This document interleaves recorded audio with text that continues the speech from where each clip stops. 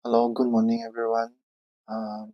Ngasi Hindu newspaper analysis in Manipuri da tawjabase ko tawjarage. Hindu gi ngasi gi date 2/1/2025 ko. Ngasi gi oina headline da headline pakhatjarake lokhatjarake will accept Supreme Court decision on Dalewal Center. Sise muzi Punjab ta tawriba koigi Punjab ki farmers in the Tauriba strike to give a tungin got Daliwala is a Magi leader or to in Duruga Mazu 36 days who record 37 days angini and Supreme Court Nasu Center government the Nui Sisi Yingshalo advice speak if Sula Yabuni do Adugi Matung the central government central government gi moigi pakhum chu piri ko Supreme Court ki moigi Supreme Court na haiba potto ai khoi yagani ko dagi moigi government gi plan kari kara kano tawra kanda yagani na hairakhrabani ko adugi pawni headline to ko second headline na mo yingsi se headline makti natte fast festival yawban news amani truck mows down 10 New Year revelers in New Orleans ko New Year gi moigidi New Year if se sta New Year gi di New Year tawna baina kano tawringai sida ko US citizen khara US ta ko koigi nupam khakna truck thawraga moi tara hatkhreba ko hadi street ta dum aduga truck tuna thomaga dum moi kunthanga na sonngre aduduni ko ꯌꯥꯝ ꯅꯨꯡꯉꯥꯏꯇꯕ ꯄꯥꯎ ꯑꯣꯏꯗꯣꯏꯅꯤꯀꯣ ꯍꯥꯏꯗꯤ ꯃꯣꯏꯒꯤꯗꯗꯤ 3:15 AM ꯗ ꯑꯣꯏꯗꯣꯏꯅꯤ ꯌꯥꯝꯅ ꯃꯐꯝꯅ new ꯑꯣꯔꯂꯦꯟꯒꯤ friends quarter ꯍꯥꯏꯀꯣ friends ꯀ꯭ꯋꯥꯔꯇꯔꯗ ꯊꯣꯛꯈꯤꯕ ꯑꯣꯏꯗꯣꯏꯅꯤ ꯑꯗꯨꯗ ꯃꯣꯏ ꯃꯤ 10 ꯁꯤꯈ꯭ꯔꯦ 35 ꯁꯣꯛꯈ꯭ꯔꯦ ꯌꯥꯝꯗꯤ ꯅꯨꯡꯉꯥꯏꯇꯕ ꯑꯗꯒꯤ ꯑꯇꯣꯞꯄ ꯄꯥꯎ ꯅꯨꯡꯉꯥꯏꯕꯗꯤ ꯂꯩꯇ꯭ꯔꯦ ꯕꯠꯏꯗꯤꯇꯣꯔꯤꯌꯦꯜ ꯑꯗꯨꯝ ꯂꯥꯛꯆꯔꯒꯦꯀꯣꯏꯗꯤꯇꯣꯔꯤꯌꯦꯜꯗ ꯌꯥꯝꯅ ꯏꯝꯄꯣꯔꯇꯦꯟట్ ꯑꯣꯏꯕ ꯑꯦꯛꯖꯥꯝꯒꯤ ꯑꯣꯏꯅꯗꯤ ꯏꯝꯄꯣꯔꯇꯦꯟट ꯑꯣꯏꯕꯗꯤ ꯅꯠꯇꯦ tackling delimitations by reversing population control haibako sidaista kogi chief minister ani hadi Andhra Pradesh ko aduga kanoga Andhra Pradesh ka Telangana go Tamil Nadu go dini ko moi ani state ani chief minister ani na kedoga kanda ꯑꯩꯈꯣꯏꯁꯦ ꯄꯣꯄꯨꯂꯦꯁꯟꯁꯦ control ꯇꯧꯕꯁꯦ ꯌꯥꯝ ꯁꯛꯁꯦꯁꯐꯨꯜꯗꯤ ꯑꯣꯏꯔꯦ population control ꯇꯧꯕ ꯉꯝꯔꯦ ꯑꯗꯨꯗꯨꯕꯨ ꯑꯩꯈꯣꯏꯒꯤ population control ꯇꯧꯕꯗꯒꯤ ꯁꯣꯏꯕ ꯑꯃ ꯍꯥꯏꯔꯒꯗꯤ ꯑꯩꯈꯣꯏꯒꯤ ꯄꯣꯄꯨꯂꯦꯁꯟꯁꯦ ꯌꯥꯝ ꯍꯟꯊꯈꯤꯕꯅ ꯗꯤꯂꯤꯃꯤꯇꯦꯁꯟ ꯇꯧꯔꯛꯄ ꯃꯇꯝꯗ ꯅꯝꯕꯔ ꯑꯣꯐ ꯀꯟꯁꯇꯤꯇ꯭ꯌꯨꯟꯁꯤ ꯍꯥꯏꯇꯥꯔꯦꯀꯣ ꯁꯤꯁꯦ ꯍꯟꯊꯔꯛꯄ ꯌꯥꯕꯒꯤ ꯃꯑꯣꯡꯗ ꯂꯩ ꯁꯤꯅꯦꯕꯀꯣ ꯑꯗꯨꯗꯨꯅ ꯃꯗꯨꯗꯣ ꯍꯟꯊꯔꯛꯑꯒꯗꯤ ꯑꯩꯈꯣꯏꯗ ꯌꯥꯝ ꯁꯣꯛꯅꯤꯡꯉꯥꯏ ꯑꯣꯏ ꯈꯣꯠꯂꯦ ꯀꯥꯏꯅ ꯄꯥꯎꯁꯦ ꯐꯣꯡꯕ ꯍꯥꯏꯇꯥꯔꯦꯀꯣ ꯑꯗꯨꯗꯩꯗ ꯗꯤꯂꯤꯃꯤꯇꯦꯁꯟꯁꯦ ꯇꯁꯦꯡꯅ reverse population control tawrakanda haibadi population control se tawdabida population se hen yamkhalala kana delimitation se delimitation gi husiki problem se tackle tawba ngamgudra sine ko delimitation haibadi atakam nate ko koigi constituency myam ama leidana vote thadabagi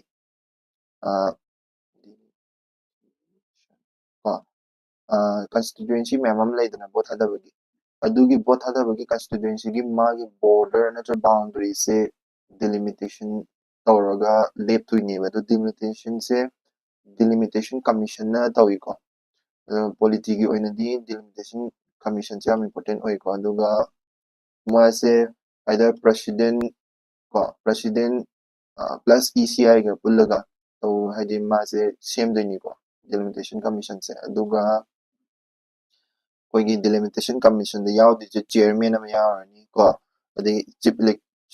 election commission gi chief ama yawarani natra haraga su election commission gi chief natraga su election commissioner atopa ani ma yawar su yaiba ko natra haraga na husiki state to gi election commissioner ama su adum haptoini ko ado articles in the hiding is a kind of population control is a delimitation ga kari mari lainage aduduga chief minister ni na phongdo ise lalira chumira duduni ko adudaida koigi kay haini Andhra Pradesh ki Chief Minister na harise akoi policy se reverse tawrage sin population control tawrambase tawroi akoi kaigino haragadi population control tawragadi akoi delimitation tawba matamda constituency se pikthare aduduna kai haini country amagi representative thaba matamda south ka north ka inabada north di constituency se yam yame population je yam yamabanina constituency ju yam yamabanina south ka north ka comparison tawba matamda south na representation se yamna pikani north na hena yamani haina mana Andhra Pradesh Tamil Nadu anina phongdokpadani ko ado ꯑꯩꯈꯣꯏꯅ ꯈꯪꯒꯗꯕꯗꯤ population control ꯇꯧꯕ ꯍꯥꯏꯁꯦ delimitation ꯈꯛꯇꯪꯒꯤ ꯅꯠꯇꯦꯕ ꯑꯩꯈꯣꯏꯅ ꯈꯪꯒꯗꯣꯏꯁꯦ ꯑꯩꯈꯣꯏꯅ ꯈꯪꯗꯣꯏꯁꯦ ꯀꯩꯅꯣ ꯍꯥꯏꯔꯀꯥꯟꯗ ꯑꯩꯈꯣꯏꯒꯤ ꯈꯨꯗꯝ ꯑꯣꯏꯅ population controlꯁꯦ ꯇꯧꯕꯗ effect ꯌꯥꯝꯅ ꯍꯥꯏꯗꯤ population control ꯇꯧꯕꯁꯤꯗꯒꯤ effect ꯌꯥꯝꯅ ꯍꯥꯏꯗꯤ ꯐꯠꯇꯕ effect ꯌꯥꯝꯅ negative effect ꯌꯥꯝꯅ ꯂꯥꯛꯈꯤꯕꯀꯣ ꯈꯨꯗꯝ ꯑꯣꯏꯅ ꯍꯥꯏꯔꯀꯥꯟꯗ ꯆꯥꯏꯅꯥꯒꯤ one child policyꯅ ꯃꯔꯝ ꯑꯣꯏꯔꯀꯥꯟꯗ ꯃꯣꯏꯗꯗꯤ cousin ꯑꯗꯒꯤ nephew niece uncle auntie yamna leittabagi fiwamda lakiba adai population control tawbadagi ꯍꯥꯏꯗꯤ ꯑꯉꯥꯡ ꯑꯃꯃꯝ ꯈꯛꯇꯪ ꯄꯣꯛꯄꯗꯒꯤ ꯍꯥꯏꯗꯤ ꯑꯗꯨꯒꯨꯝꯕ ꯍꯥꯏꯗꯤ ꯑꯉꯥꯡ ꯑꯣꯏ ꯍꯥꯏꯗꯤ one child policyꯗꯨꯅ ꯃꯔꯝ ꯑꯣꯏꯔꯀꯥꯟꯗ ꯆꯥꯏꯅꯥꯗ population drop down ꯗꯤ ꯇꯧꯔꯦ ꯍꯥꯏꯕꯕꯨ but ꯑꯗꯨꯒꯤ ꯐꯦꯃꯤꯂꯤꯒꯤ ꯄ꯭ꯔꯣꯕ꯭ꯂꯦꯝ ꯃꯌꯥꯝ ꯑꯃ ꯂꯥꯛꯏꯗꯅꯀꯣ ꯑꯗꯨꯒ force population control ꯇꯧꯕ ꯍꯥꯏꯗꯤ populationꯁꯦ control ꯇꯧꯔꯤꯅꯦ ꯍꯥꯏꯅ force ꯇꯧꯕꯁꯤꯁꯨ ꯐꯠꯇꯦꯕꯀꯣ ꯑꯗꯣ south ꯂꯣꯝꯗꯗꯤ population controlꯁꯦ ꯌꯥꯝ effective ꯑꯣꯏꯈ꯭ꯔꯦꯕꯀꯣ ꯑꯗꯨꯗꯨꯅ ꯃꯣꯏꯅ ꯍꯥꯏꯅꯤꯡꯉꯤꯁꯦ population controlꯁꯦ ꯇꯧꯔꯔꯣꯏꯒꯦ one child policyꯁꯤꯅ ꯃꯔꯝ ꯑꯣꯏꯔꯀꯥꯟꯗ negative effect ꯂꯥꯛꯄ ꯑꯗꯨꯒꯤ population control ꯇꯧꯕꯁꯦ ꯇꯣꯛꯑꯒꯦ ꯈꯣꯠꯂꯒꯦ ꯍꯥꯏꯕ ꯅꯠꯇ꯭ꯔꯤꯕ delimitation ꯇꯧꯔꯒ delimitation problemꯗꯨꯗ highlight ꯇꯧꯔꯒꯅꯦꯕ ꯍꯥꯏꯔꯛꯏꯁꯦ ꯑꯗꯨꯅ migration ꯗꯔꯀꯥꯔ ꯂꯩ ꯈꯣꯠꯂꯤ ꯀꯥꯏꯅ ꯍꯥꯏꯔꯛꯏꯁꯦꯀꯣ ꯍꯥꯏꯗꯤ migration ꯇꯧꯔꯒꯗꯤ populationꯗꯣ ꯍꯦꯟꯒꯠꯀꯅꯤꯗꯅꯀꯣ ꯉꯁꯥꯏꯒꯤ ꯀꯩꯅꯣꯗꯣ ꯑꯗꯨꯒꯤ problem ꯑꯃꯈꯛ ꯂꯥꯛꯑꯦꯕ ꯀꯔꯤꯅꯣ ꯍꯥꯏꯔꯀꯥꯟꯗ ꯉꯁꯥꯏꯒꯤ delimitation population control ꯇꯧꯕ ꯍꯥꯏꯁꯦ delimitation problemꯗꯣ control ꯇꯧꯕ ꯉꯝꯃꯣꯏꯕ ꯀꯩꯁꯨ population control ꯁꯤ ineffective ꯑꯣꯏꯕ ꯄꯣꯠ ꯑꯃꯅꯦꯕ reverse ꯇꯧꯕ ꯍꯥꯏꯁꯦ population control ꯁꯦ ꯑꯩꯈꯣꯏꯅ ꯊꯤꯡꯕ ꯍꯥꯏꯁꯦ ꯍꯥꯏꯗꯤ ꯌꯥꯝꯅ ꯑꯗꯨꯒꯤ side effect ꯍꯥꯏꯗꯤ ꯀꯩꯅꯣ negative effect ꯃꯌꯥꯝ ꯑꯃ ꯂꯩꯖ ꯇꯥꯔꯒꯁꯨ population control ꯍꯥꯏꯁꯦ ꯇꯧꯗꯕꯗꯤ ꯌꯥꯗꯦꯕ ꯑꯇꯣꯞꯄ ꯃꯥꯒꯤ ꯄꯣꯠ ꯍꯥꯏꯗꯤ delimitation ꯁꯦ ꯊꯤꯡꯅꯕꯒꯤꯗꯃꯛꯇ ꯍꯥꯏꯗꯤ delimitation ꯁꯦ ꯁꯤꯗꯩꯁꯤꯗ ꯇꯧꯕ ꯃꯇꯝꯗ delimitation ꯒꯤ problem ꯁꯦ ꯍꯥꯏꯗꯤ constituency ꯁꯦ ꯄꯤꯛꯊꯔꯛꯑꯦ ꯍꯥꯏꯔꯤꯅꯤ ꯑꯗꯨ constituency ꯄꯤꯛꯊꯔꯛꯄꯁꯦ ꯑꯇꯣꯞꯄ alternative ꯍꯥꯏꯇꯥꯔꯦꯀꯣ constituency ꯄꯤꯛꯊꯔꯛꯄꯁꯦ ꯊꯤꯡꯅꯕꯒꯤꯗꯃꯛꯇ alternative ꯈꯔ ꯑꯃꯨꯛ ꯌꯦꯡꯕ ꯌꯥꯏ ꯈꯨꯗꯝ ꯑꯣꯏꯅ ꯍꯥꯏꯔꯀꯥꯟꯗ ꯍꯥꯏꯗꯤ delimitation तौरीसिगी हाइदी delimitation हाइदी population control तौरीसिगी अतोपा हाइदी problem से नते problem नते sorry positive effect हाइ तारेको सिजे demographic dividend हिंकटनाबने हाइदी demographic dividend हाइदी population अदुगी कानाबा को हाइदी employable age हाइबदो employable age group ता लेबा मियोय सिंगसे याम तारगदी अखोइगी country दो याम कानाबा ओइदोइनिदनको अदुगी demographic dividend दो population यामगे यामदोइनेबा population यामगे employable age group ता लेबा मिजे यामदोइनी अदुदोगा हेना आइदी अखोइगी GDP दा अदुगी कइनोदा पैसादा आइगे हेंकलक्तोइनेबा अदुदुना population हेंकटपा हाइसे यामना आइदी dividend delimitation zero population ziga kashumari leina de yamna idi CM ani dan hai yamna premature oi adigi yamna moina ngangi do yamna khangba haiba mande hote na sigi articles na hairamani ko aduna akoina population hengat pa bisidi sum population hengat ziga delimitation tawba or delimitation da constitution masing handara kolakpa adu tawbase problem ani se manade population gi population nandu thamsi madi demographic dividend su kanagani adagi delimitation se habse population count ga kashumari leinade just hidi population control tawba habsidi masagi india government gi policy program amsu oizari dana population control se aduna asiga mari leina hanbase hidi fajadaba ponam oibo adagi mo moina hariba solution dadi population ji yamhanji delimitation zida problem la constituency masing handare aduna population ji yamalle hai taragasu nupi angang da adagi capabilities characteristics hai tare angang yam taragadi nupi da su yam wade ni ko adi mama oi sena banga moidani and also capability characteristics hai di angang yam taragadi adagi in adi moibu thak ngamnaba khonaba scheme gya paikhalakani pesa yam kano torakani aduduna hariba pot sing population hengalaga delimitation ki problem se ko kani habdadi madudi phatte shini ba harise ado sigi delimitation ki problem se adi delimitation toraga constituency sub India da constituency masing handare haise masigi problem se tawge haragadi delimitation ki criteria se sisi change to ba changi koina adi population da khaktang depend to honda ba taragadi note ka south ka representation da chap mana na bi mo da delimitation ki magi condition criteria sing to change to ba changi na cha adu dani ko hai na hayeng delimitation commission gumba delimitation ki kana da ba ang ko matam da si ju dum hai ai ko abadi note ka south ka difference lak pa and difference lakpaduna maram oirakanda constitution masing handarappa kholakpa adugi problem dusu solve tawnabagi mawong se kaidawge harakana magi criteria se phongba adununi ko maru oise not population control tawba and population control tawdabaduna magi solution di oirosini ko haini is article sina second article amaga lokachage sisu editorial nade sorry opinion oidini ko opinion sida hiring is the youth at the forefront of climate litigation. Climate litigation the climate the climate change thing law mating law natraga law or just any law ga thabak torok climate thing na honor climate litigation ko adlaida youth ki role to hangmani ko youth ki role in climate climate climate change climate ki change control tawba matamda youth ki role se kaino adugi marangi article ni ko yengsi kai manung da yawge hayar kanda haidi youth sine yawsalak taragadi akhoi climate change da yamna haidi revolutionize oidoine habadi youth singse haidi khwaidi energetic oiba matamni ko youth singse and climate response yarok taragadi moina haidu se kaino hayar kanda mogi di right ni sengbagi haidi hayeng hingauduise moi ngata ne haidi ahan jik leiriba ahan singse leitraba matam ahan oi yamna ocean matamda moi youth haugalaiba nahaoiba young generation mayam singse lehoduise adunane moi singse climate change ki hena moi climate change ki effect se moi ni hena phangdoine ba aduna madudo phangdana ba moi gidi moi right talaka doine ba aduna human right ki haidi ihauga se moina tan ba yaiba ko aduga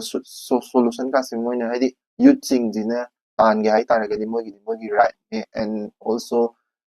solution mayam ama leina ba yaiba piba yaiba haibadi moigidi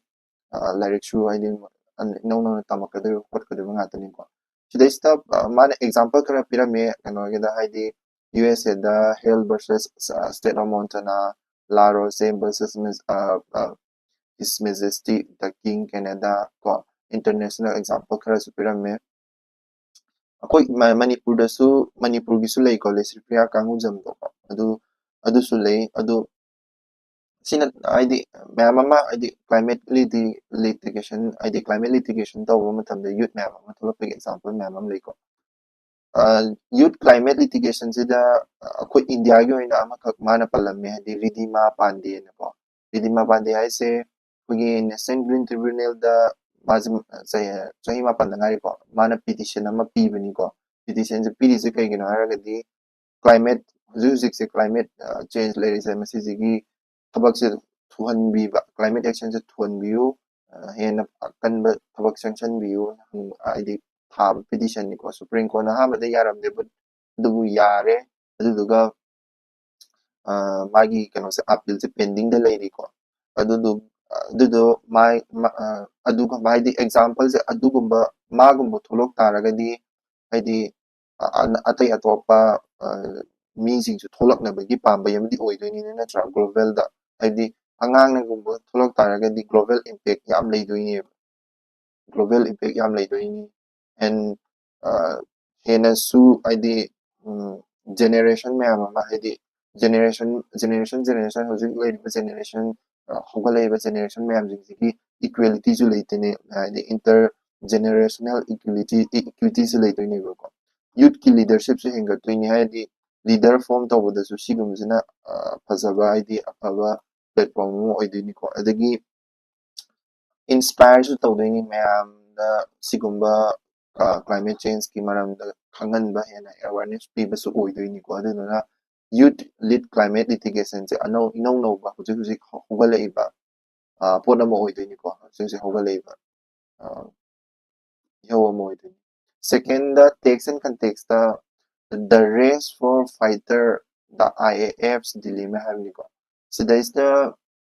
fighter jet ki maram da lan thinabni kana line thinabna race kana lamchen tana doin haragadi China ga India ga ni pamani se de iram se India ga China ado China na kra kitang yeli ko yan kano tar Indian Air Force havni ko IAF se ado da dilemma se le se kai no harakanda karamba pot saktana hena emphasis pi gani kai kara hadi China na hojikti hand grave ko ado na Air Force kari da problem karam da hena focus pi gani kari da hena kano tawgani habadu matang ni ko China gi pot sakra yeng se ko China na ngarang na da ko fighter jet ani id 6th generation ni fighter jet ani puthokre country quite fast ni ko id global whole globe ta 6th generation ni puthok se to China ne ha boy de adagi moigi naval ships mayam adagi deep sea research travel mayam amgi adi pothok mayam amsu puthokre adagi supersonic civil jet mayam amsu high speed bullet train ko sigumba posak adi no technology ki posak mayam amsu puthokra bane supersonic civil jet ka ri adagi high speed bullet train se apet ajum to kana to bada aina apet awada kilometer per hour ni ko chen duise adi asuke metik ya 400 kilometer per hour yani yang chen ba bullet train ga puthokra bani ko aduna Chinese military da su adi adu recent technology also phajaba technology maming adi of 6th generation gi adagi high speed bullet train mayam ama puthokpase sisina akoi India da su adi any adi race tanaba matamda mina khara kitang laksagibay mo urakpado aduna akoi India da su kari tawba yabage habadu yengsi ko adagi mogi Chinese ki military modernization da su Chinese ki 5th generation fighters J-20 J-35 ka se ko adagi plan aviation ka haraga largest aviation force mo na lingram ni ko adi Chinese ki kano aviation se largest ne ba ko gi Indo-Pacific region da di and also fourth generation aircraft adi growing advanced aircraft fourth generation aircraft adagi fifth generation fighter jet mayam amasu hapsangrabne magi kane navy gi fleet to ko ado India da di kari tawri India gi air force da di kari tawri si Chinese ki do khangre koina India gi da di akoi gi India na zik aim tawri se 50 fighter jet lotion na ba ko adu su indigenously design tawba tawai doini ko yamana adagi India da hujik issue khara di lei issue se kari issue na kan LCA company na MK1A habidi koi gida hell company na saba engine ko Tejas ki engine se sise hujik delivery am tawrokre din saba se delay khara tawgre ba aduna problem khara zulai ko adaga id replacement so id several existing IAF fighter jet mayam su di matam loire ba ko aduna replacement se id thuna replacement tawdaba ko adagi engine ju delivery tawbidaba thuna su fighter jet mayam se delivery tawjadaba ko adugumba adagi feature gi flight programs mayam su lai like LCMK2 ko AMCA state BF ꯍꯥꯏꯔꯤꯕꯁꯤꯡꯁꯤꯁꯨ ꯑꯩꯈꯣꯏ uncertain ꯑꯣꯏꯔꯤꯕ ꯍꯥꯏꯗꯤ ꯂꯥꯛꯀꯗ꯭ꯔꯥ ꯂꯥꯛꯑꯣꯏꯗ꯭ꯔꯥ ꯍꯥꯏꯕꯗꯨꯁꯨ uncertain ꯑꯣꯏꯔꯤꯕꯀꯣ ꯑꯗꯒꯤ MRFA ꯒꯤ MRFA ꯍꯥꯏꯕꯗꯤ multi role fighter aircraft ꯍꯥꯏꯕꯅꯤꯀꯣ ꯁꯤꯒꯤ ꯍꯥꯏꯗꯤ ꯃꯣꯏꯅ ꯂꯧꯅꯦꯅ ꯍꯥꯏꯗꯤ 114 multi role fighter aircraft ꯂꯧꯅꯦꯅ ꯇꯧꯔꯝꯕꯗꯨꯁꯨ ꯀꯔꯥꯏ ꯆꯪꯈ꯭ꯔꯕꯅꯣ ꯈꯪꯗ꯭ꯔꯦꯀꯣ ꯑꯗꯨꯒꯨꯝꯕꯗ ꯍꯥꯏꯗꯤ ꯑꯗꯒꯤ ꯏꯟꯖꯤꯟꯒꯤ ꯗꯤꯄꯦꯟꯗꯦꯟꯁꯤ ꯍꯥꯏꯗꯤ ꯏꯟꯖꯤꯟꯁꯦ ꯑꯇꯣꯞꯄꯅ ꯍꯥꯏꯗꯤ ꯀꯝꯄꯦꯅꯤꯅ ꯁꯥꯕ ꯍꯥꯏꯗꯤ ꯑꯇꯣꯞꯄ ꯀꯝꯄꯦꯅꯤꯅ ꯁꯥꯕꯁꯤꯗ ꯌꯥꯝꯅ ꯍꯥꯏꯗꯤ ꯗꯤꯂꯦ ꯇꯧꯕ ꯈꯣꯠꯄ ꯑꯗꯨꯒꯨꯝꯕꯗ ꯇꯧ ꯂꯩꯔꯕꯅꯤꯅ ꯏꯟꯖꯤꯟꯁꯤ ꯌꯥꯎꯗ꯭ꯔꯒꯗꯤ ꯑꯦꯌꯔꯀ꯭ꯔꯥꯐꯇꯨ ꯁꯥꯕ ꯌꯥꯔꯣꯏꯗꯕꯅꯤꯅ ꯑꯗꯨꯒꯨꯝꯕ ꯄ꯭ꯔꯣꯕ꯭ꯂꯦꯝ ꯃꯌꯥꯝ ꯑꯃꯗꯤ ꯂꯥꯛꯑꯦꯕ ꯀꯣ ꯑꯗꯨꯒꯨꯝꯕ ꯄ꯭ꯔꯣꯕ꯭ꯂꯦꯝ ꯃꯌꯥꯝꯁꯤ ꯁꯣꯜꯕ ꯇꯧꯕ ꯑꯃ ꯆꯪꯉꯦꯕ ꯀꯔꯤꯒꯨꯝꯕ ꯑꯩꯈꯣꯏꯅ ꯆꯥꯏꯅꯥꯒ ꯂꯝꯕꯥ ꯄꯥꯒꯦ ꯍꯥꯏꯔꯒꯗꯤꯀꯣ ꯍꯥꯏꯗꯤ ꯏꯟꯖꯤꯟ ꯁꯄ꯭ꯂꯥꯏ ꯆꯦꯟ ꯏꯁꯨꯁꯦ ꯂꯧꯊꯣꯛꯄ MRFꯀꯤ procurement delays ꯂꯧꯊꯣꯛꯄ technical dependencies ꯂꯧꯊꯣꯛꯄ ꯑꯗꯒꯤ indigenous aircraft ꯍꯦꯠꯇ ꯍꯦꯟꯅ ꯐꯣꯀꯁ ꯇꯧꯕ ꯑꯗꯨꯒꯨꯝꯕꯁꯦ ꯆꯪꯉꯤ ꯍꯥꯏꯅꯤꯀꯣ ꯑꯗꯨꯗꯨꯅ ꯌꯥꯝꯅ ꯂꯨꯕ ꯁꯤꯆꯨꯋꯦꯁꯟ ꯑꯃꯗ ꯂꯩꯔꯤꯀꯣ ꯑꯦꯛꯖꯥꯝ ꯄꯣꯏꯟꯒꯤ ꯑꯣꯏꯅꯗꯤ ꯑꯩꯈꯣꯏꯒꯤ ꯏꯟꯗꯤꯌꯥꯒ ꯆꯥꯏꯅꯥꯒ ꯀꯝꯄꯦꯔꯤꯖꯟ ꯇꯧꯕꯒꯤ ꯑꯦꯛꯖꯥꯝꯄꯜ ꯑꯃꯅꯤ ꯂꯧꯈꯠꯄ ꯑꯗꯨꯝ ꯌꯥꯅꯤꯀꯣ ꯁꯤꯗꯒꯤ ꯁꯦꯀꯦꯟ ꯗ ꯁꯤꯁꯨ ꯗꯤꯐꯦꯟꯁꯀꯤ ꯄꯥꯎꯅꯤꯀꯣ Scorpion class submarine among 3 frontline platforms to be inducted by Navy on January 15 ko. January 15 da Scorpion class ki submarine ani ko. Scorpion class ki submarine among 3 frontline platforms ko. Submarine nama kind of launch tawbada yaw induct tawba hayni Navy da hap toreba ko submarine nama Scorpion class submarine nama 3 frontline platforms ko. Frontline platforms ki manung 3 frontline platforms in Indian Navy ki lay ko INS Buxir, INS Surad, INS Nilgiri harise amana siki Scorpion class submarine dun ko amana stealth destroyer ni aduga amana stealth frigate program oiduko ID oidoi ko frigate program ni oidoi ni harise ni ko moi ahumse the INS Buxir siniko siki Scorpion class submarine oidoi mazi induct tawgre hapchan gre January 15 da oh sorry hapchandri January 15 da hapchan ngani haibako mangonda yarise kari kari no haragadi stealth technology mi yawre adagi aeroplane id advanced aviation facilities id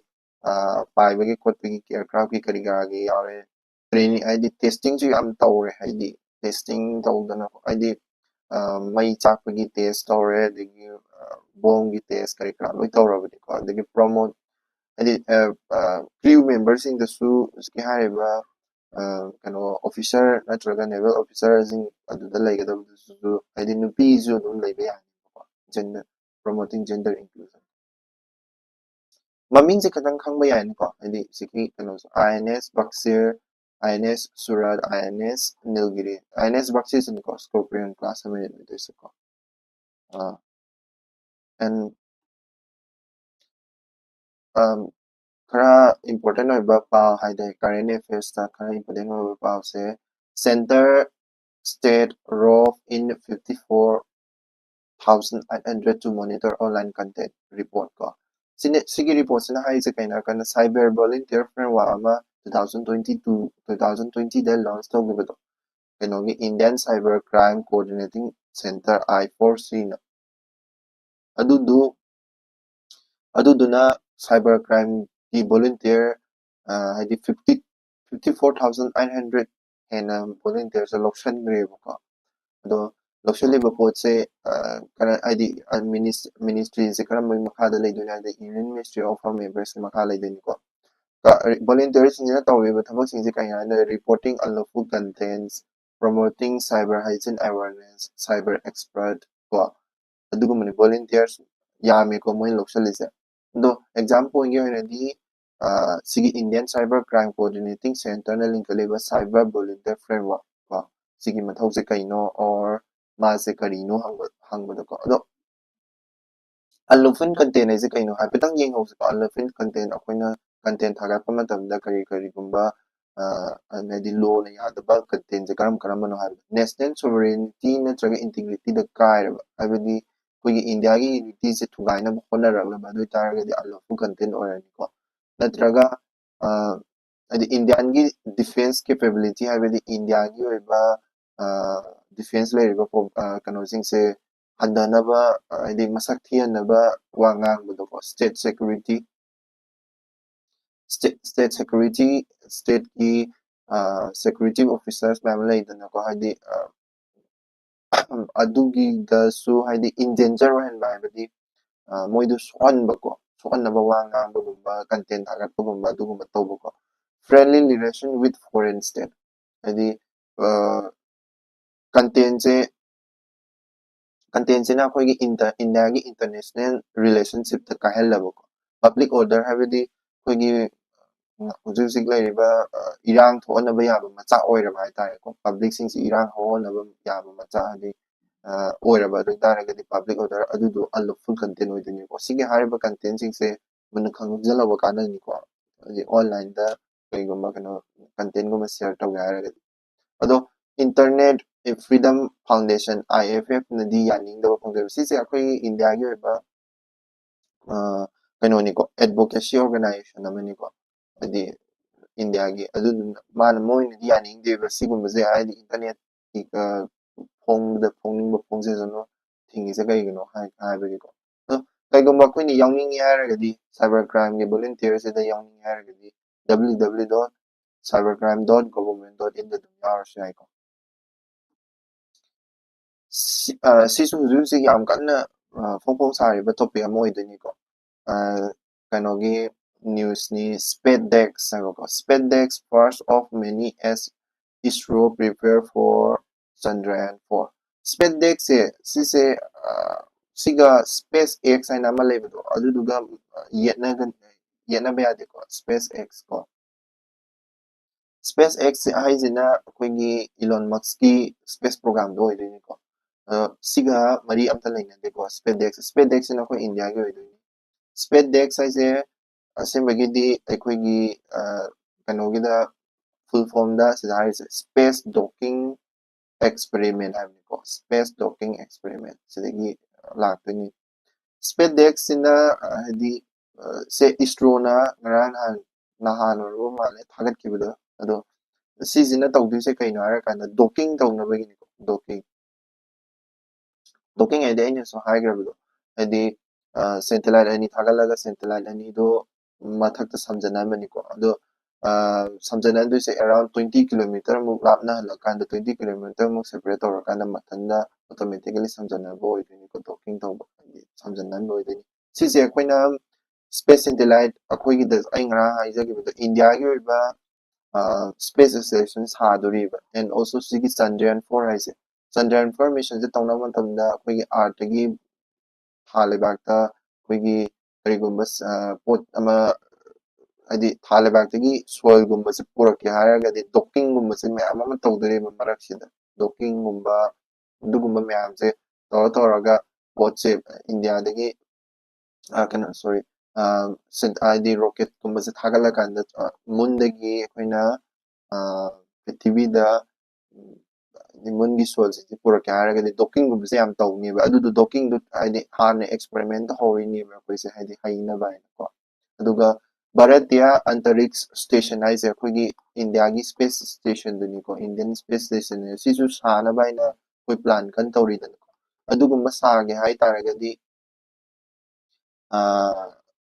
sigi docking gumba tawbase yam haiba ma changi ko aduduni ko haise ko sida adi Chandrayaan 4 se LBM launch vehicle Mark 3 hanni ko sigi LBM Chandrayaan 4 se adi Chandrayaan 4 hujik hariba soil puraknabagi mission se sideda changduise